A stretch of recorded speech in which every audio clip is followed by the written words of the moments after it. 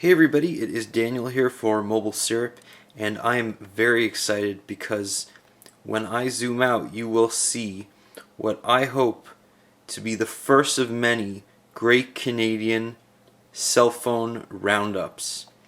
We have 7 fantastic Android phones that are quite new to the market, that are available on a range of carriers. These are all available from Bell, Telus, or Rogers, and they are the latest and greatest of Android phones that are available in the market. So let's take a look at each one and compare them, do a little bit of a hardware comparison, software comparison, and general overview of the Android marketplace in May 2011. So let's take a look.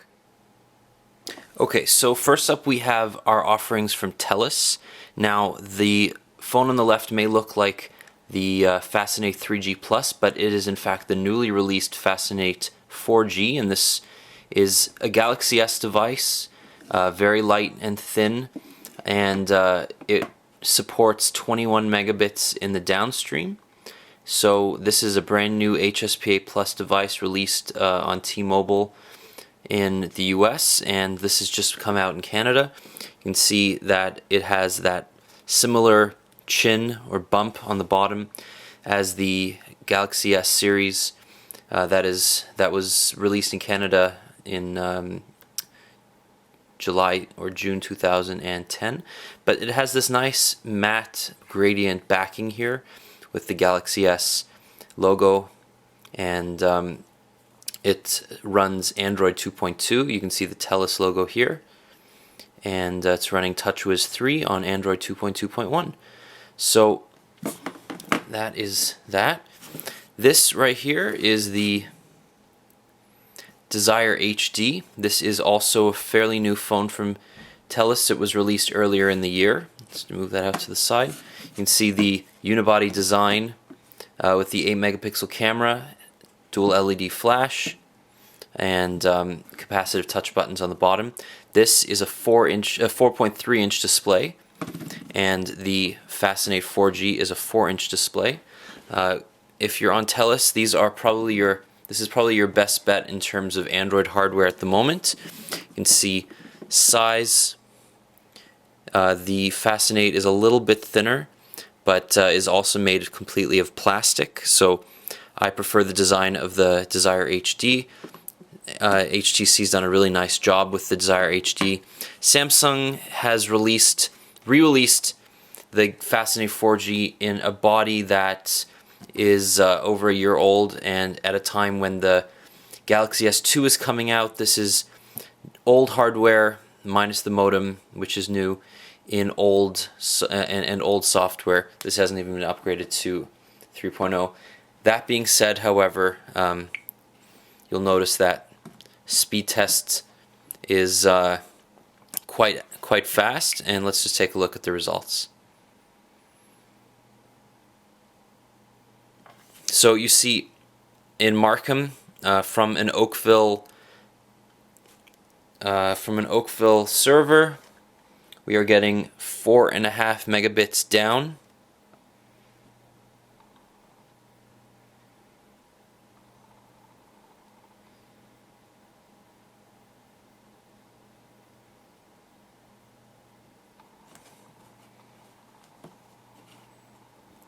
And just over 2 megs up. Alright, let's go into the next one. So from Bell, everybody knows the Motorola Atrix. This is a 4-inch QHD device. It's the only QHD device currently available in Canada. It has a dual-core Tegra 2 processor with 1 gigabyte of RAM. It's got the 5 megapixel flash on the back with 5 megapixel camera on the back with dual LED flash, and it runs Moto Blur. Now this version I am running is not running Moto Blur. It's running a stock version of Android, and as you can see, everything is really nice and smooth. and I really like this phone on Bell. The other phone that was just released on Bell is the Incredible S. This is a 4-inch LCD, Super LCD display. You can see it's very vivid, and if we go into the marketplace, you can see the difference in color reproduction. The Incredible S, very vivid, bright green, whereas the Atrix a little bit darker, a little bit more muted. Whereas the pixel density on the Atrix is a little bit higher with the 960 by 540 resolution. I still prefer the screen and the responsiveness on the Incredible S. So if I were to pick an Android phone on Bell at the moment, I would put my hat in with the Incredible S, not because the specs are better, not because overall it's a better phone, but because I believe the experience is more attuned to what Android users are really expecting, and that's a more fluid and complete experience in terms of hardware and software. So that's just a quick software overview. Now let's take a look at the hardware.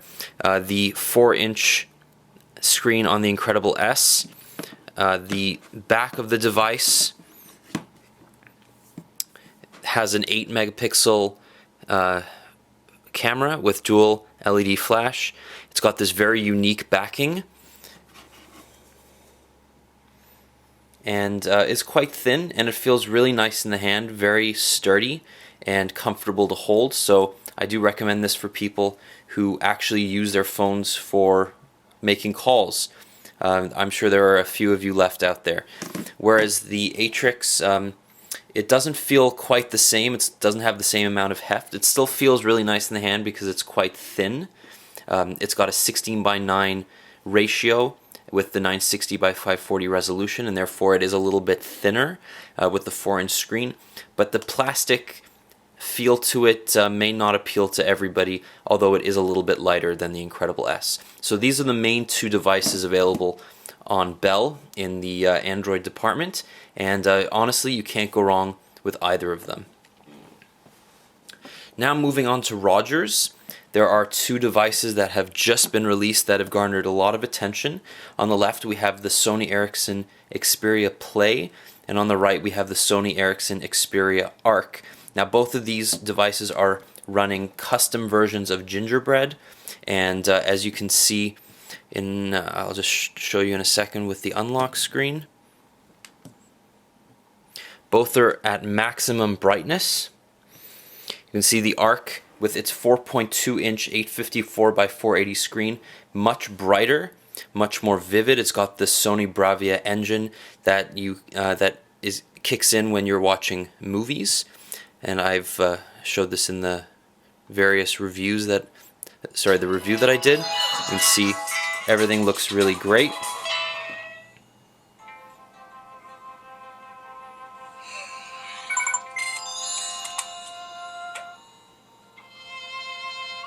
Colors really pop.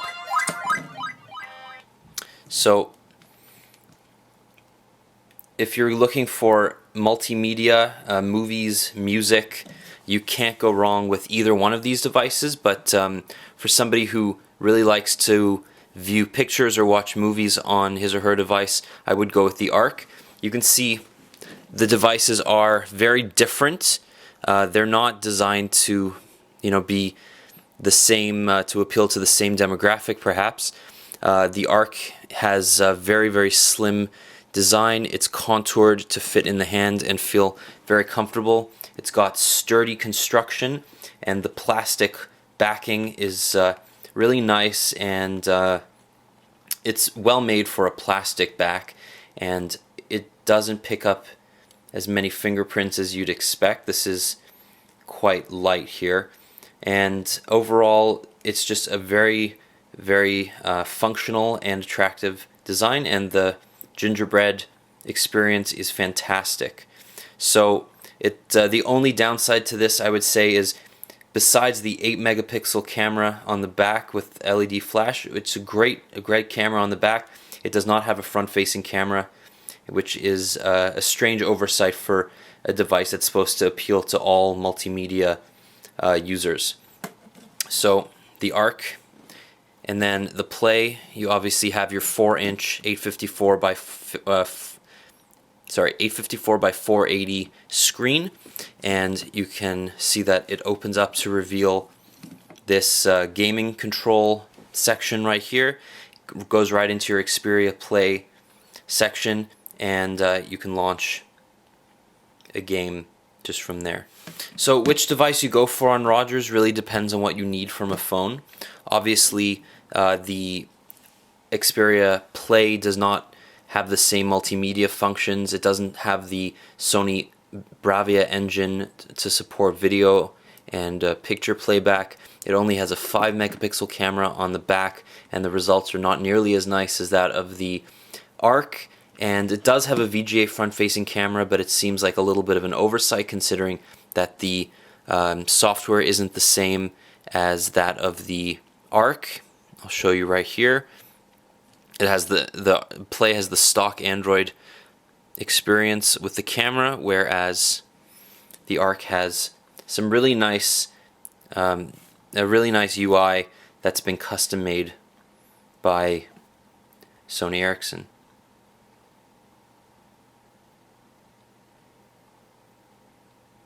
And this is the Nexus S.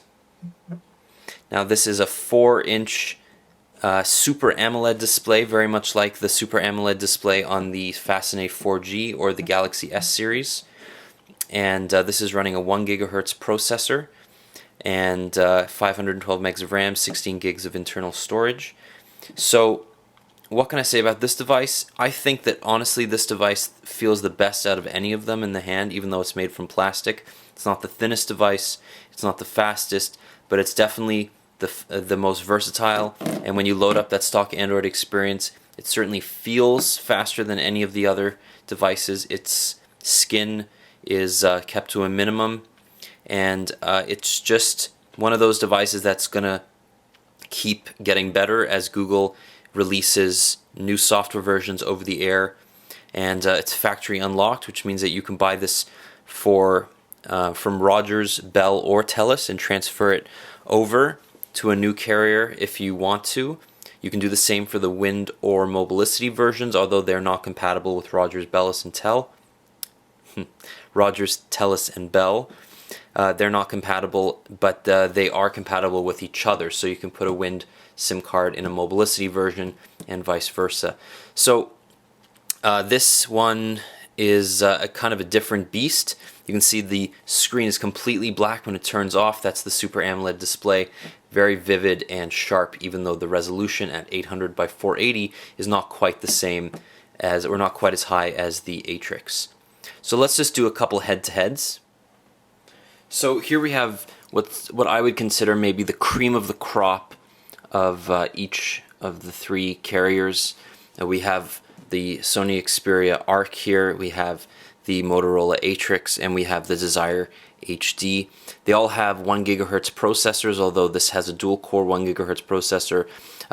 The Atrix again wins with the 1 gig of RAM as opposed to each of these, which has, actually the Xperia Arc has 512, whereas the Desire HD has 768 megs of RAM.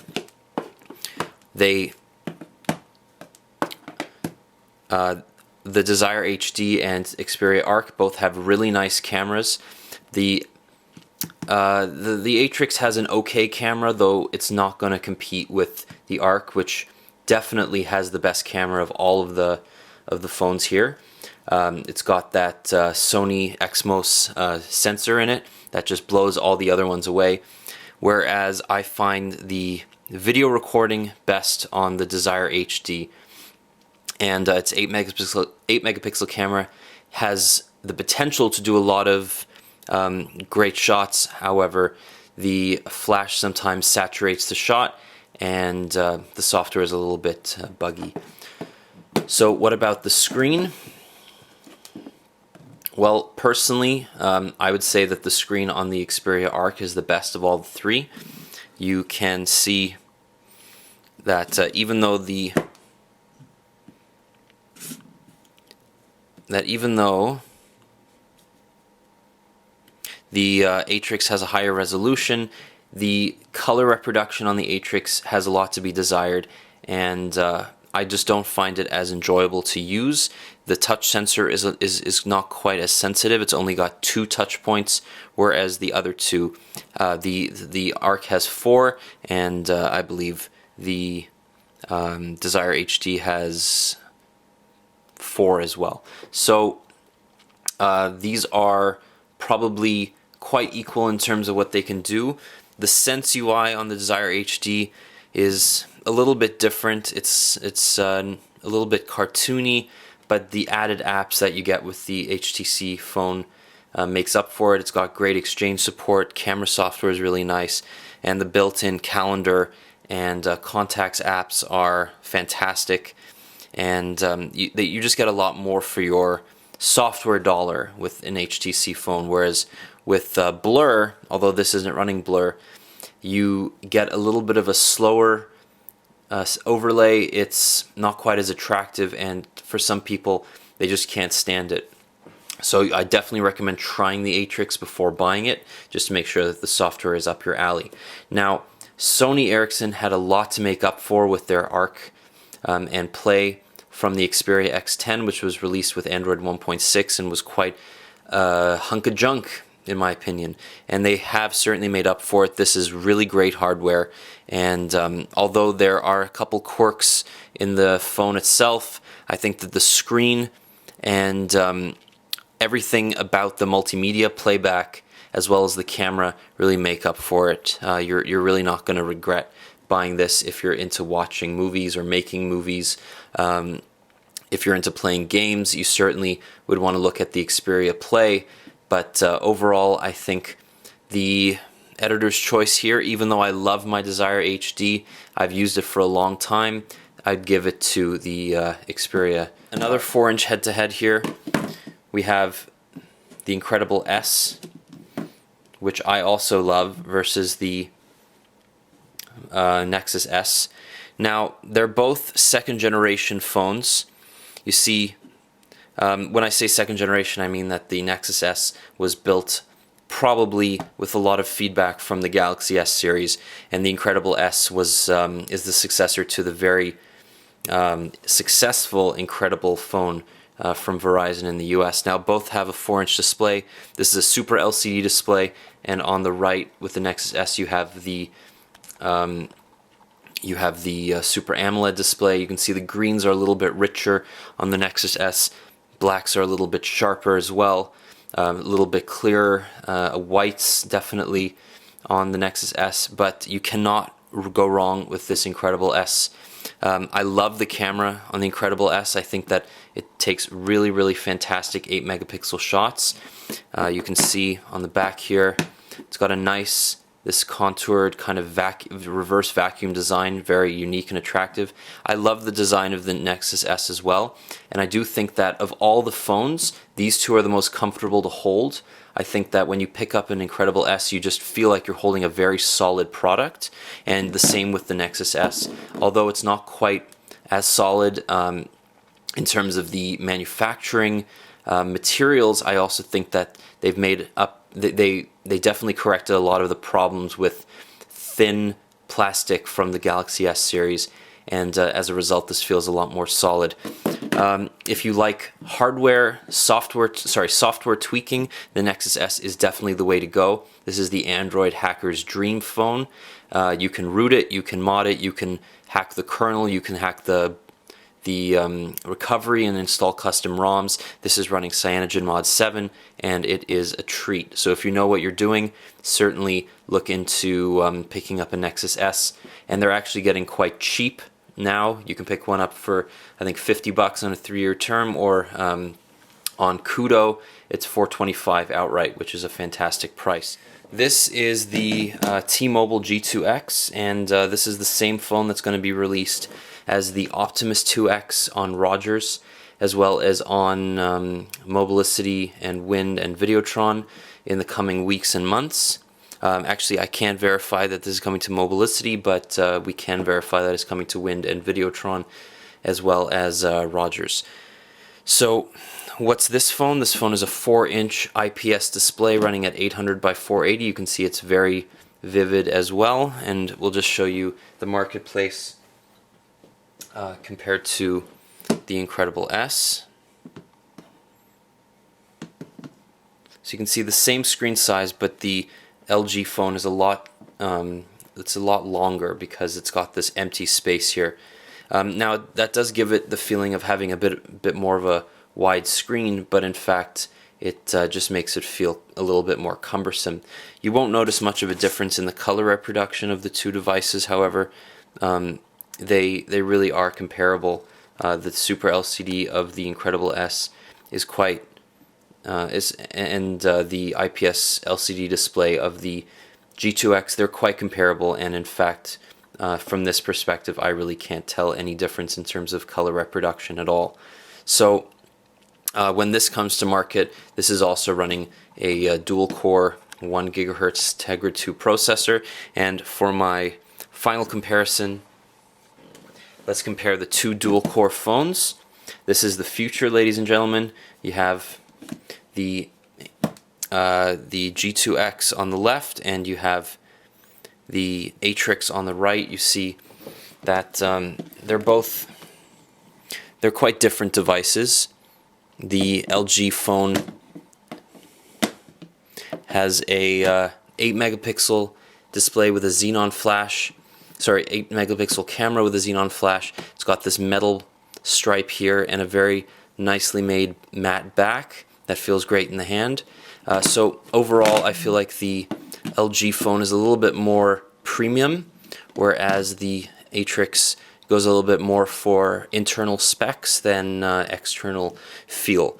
And you also have a 1.3 megapixel camera on the front of the LG device, which is, let me just get that here, comparable to the 1.3 megapixel camera on the Incredible S. So let me just line these all up. See if we can fit them all in one shot.